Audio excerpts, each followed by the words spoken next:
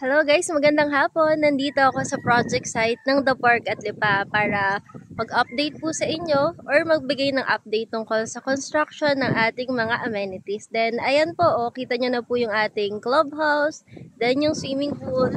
And kung makikita nyo po dun sa una kong video is okay na po yung ating Block 11. Kumbaga malinis na siya kasi iba plus na po yung construction niya ngayong February.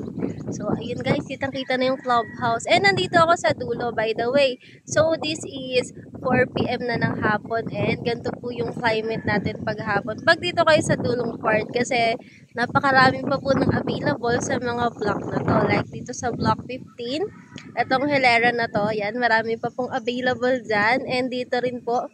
And, syempre, dun din sa ating block 16 and 17. So, ayan, napakarami po ng available na units pa dyan. Yan po is naka-fixed term po ng 30 months. So, magaan po yung payment terms natin dyan sa part na yan. And maganda po yung tama din ng araw dyan. So, kasi yung ating subdivision is naka-slant po siya. Kaya yung east or yung sunset natin, talagang matatamaan po yung mga houses nyo po. Ayan guys, so ito po yung ating project site ng The Park at Lipa. So maliit lang po yung community dito, low density lang po siya. Kaya naman napakaganda at napakaaliwalas kung dito ka kukuha ng property sa The Park at Lipa.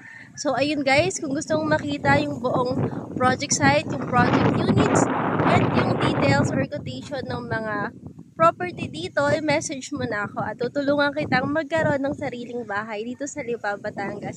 See you guys!